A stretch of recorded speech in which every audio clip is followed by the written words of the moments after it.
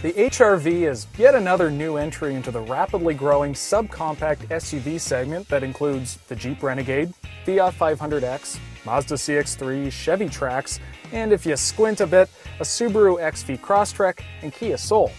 None of those are what we'd call spacious, and neither is the HR-V, at least if you're tall like me. This driver's seat does not adjust enough, I have zero thigh support, and in general, I'm just very uncomfortable.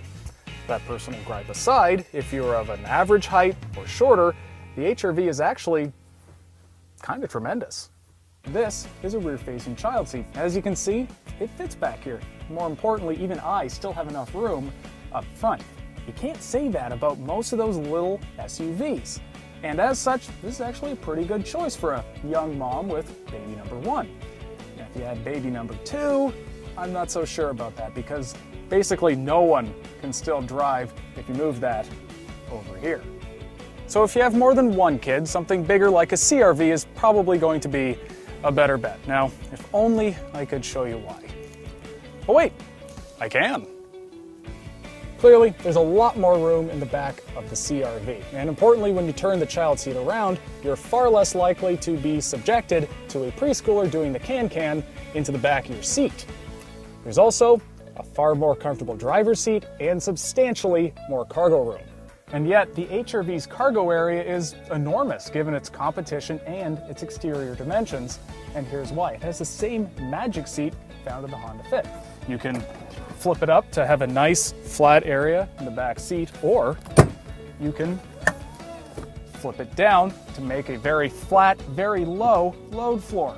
As a result, this might not have as much cargo area as a CR-V, but it has way more than a Jeep Renegade or any of those other subcompact SUVs. As for the rest of the cabin, the HR-V trades some of the CR-V's functionality for extra style. Now, this is certainly more attractive, but there are some issues. This high center console, although it does have this deep, clever 2-level cup holder, doesn't have a lot of other space for small items. This under armrest bin is pretty small, and then there's this area underneath the center console where all the smartphone jacks are.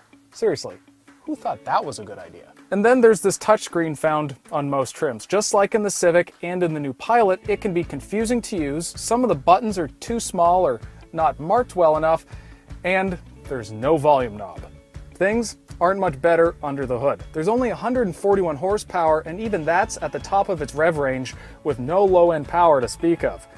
In other words, it's really slow, and it feels really slow. There's also an awful lot of vibration at idle.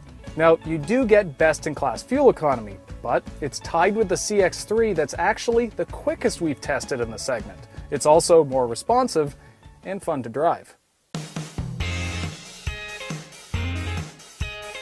So, if you're looking for a small SUV with the most interior space possible, this HR-V is definitely your best bet in the segment. However, there are enough drawbacks here to warrant taking a good long look at all of those rivals.